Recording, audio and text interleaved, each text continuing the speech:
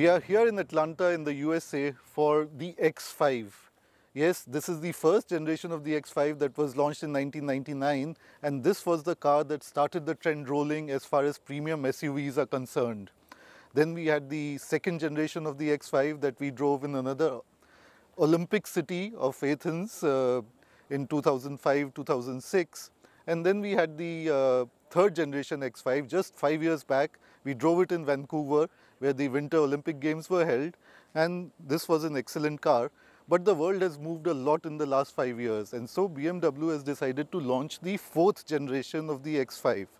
This car here is wider, longer, bigger in all respects, but the biggest difference is that it is loaded with technological advancements that have happened over the last 5 years.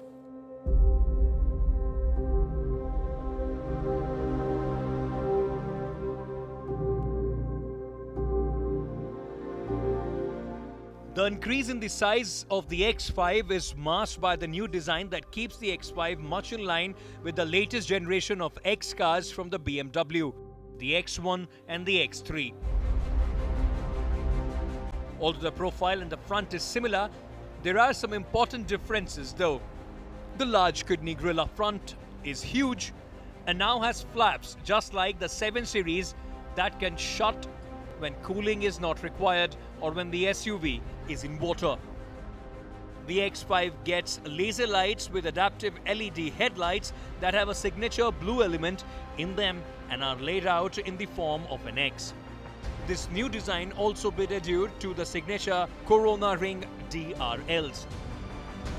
The wheel size is also up now to 22 inches, and such is the size of the car that even 22 inches do not look big on the SUV.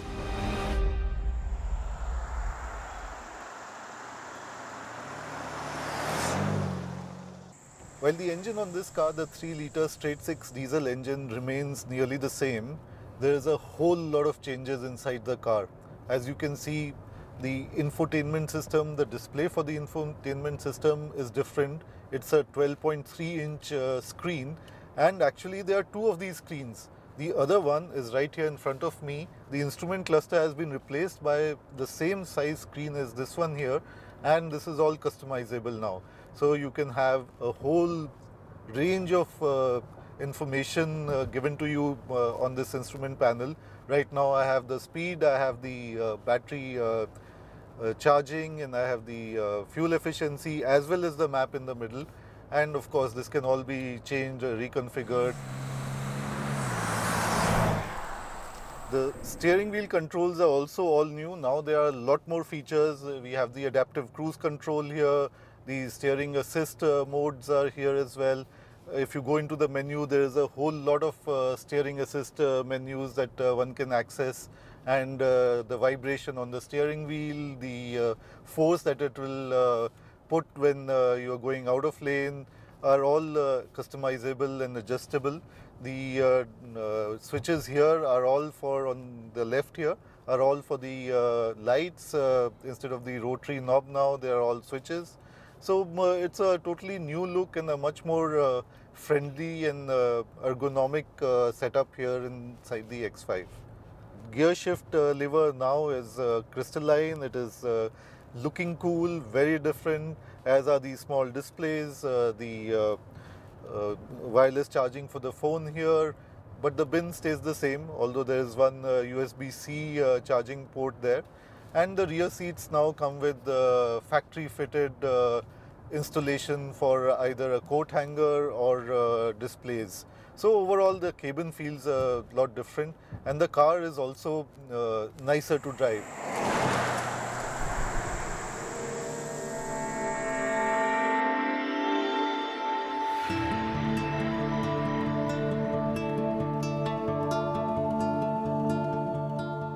While there is a huge change in all the major things inside the cabin, there are also a lot of delightful little additions on the inside. What we particularly liked is the cover of the luggage compartment is now electrically operated.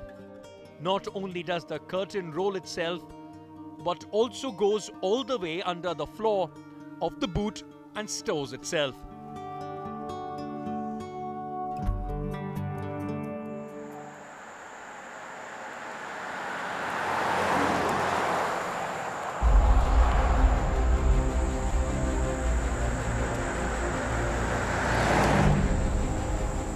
What is remarkable is that despite all these additions to make the X5 more sporty, the car has very nice ride quality in comfort mode.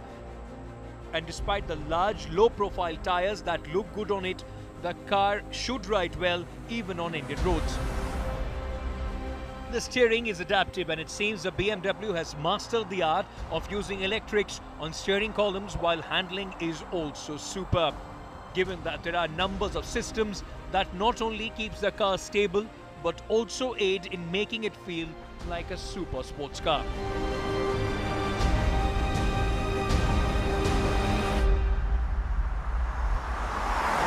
Even though BMW is focusing more on petrol engines for the United States market and also a country-specific V8 petrol on the car for the US, India will be getting the straight 6 diesel for sure to begin with.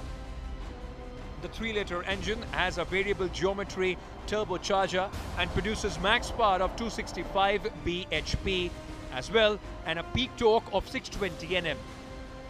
The engine is mated to the 8-speed automatic gearbox that BMW has been using for some time now, and combined with an AWD system manages to put oodles of torque to good use, accelerating to 100 km per hour from the standstill in 6.5 seconds and to a top speed of 230 km per hour.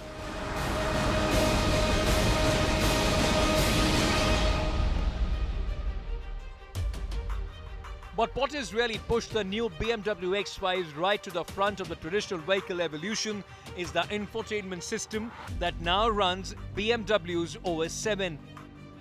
Integrating the touchscreen control display in the center, the display in the instrument panel, and the heads-up display when the new iDrive, gesture control, voice control, and of course touch control.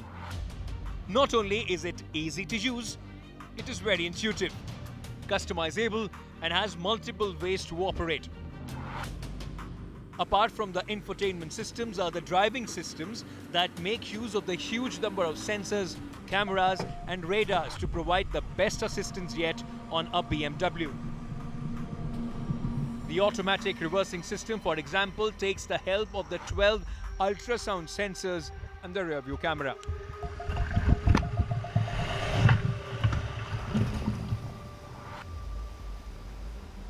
So now we've been doing an off-road track with the X5 just to check out its capabilities. There are a number of off-road modes to choose from. This is the rocks mode, and now this is a very steep climb here. But this car seems to be able to do it effortlessly. What also helps is these camera modes. We can see the surface in front of us where we can't see the actual road. We can switch these camera modes to see the sides as well. So if we are getting close to rocks or to trees. And also there is the hill descent control. Now my foot is off the throttle, and the car will gently go down the slope. The instructors tell us that the car can do it better than any human being, so we are letting it do it for us. And I'm adjusting the speed using the cruise control speed button here on the steering wheel.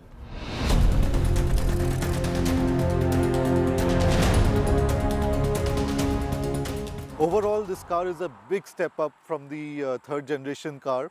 As far as the engine goes, it's similar engines but tuned slightly better. This car is bigger, so there is more room at the back as well. And the driver assistance systems are now the latest that you can find in any car around the world. There are some very cool features as well, like the reverse assistant, where if you drive into a parking slot or any slot for that matter, it can just come out of that place. The good news is that the car will be coming to India, and it will be there before the half of 2019. So in the second quarter, we can expect to buy the car, and it will be priced right because it is going to be assembled in India as well. So look forward to seeing the car on Indian roads before the half of 2019.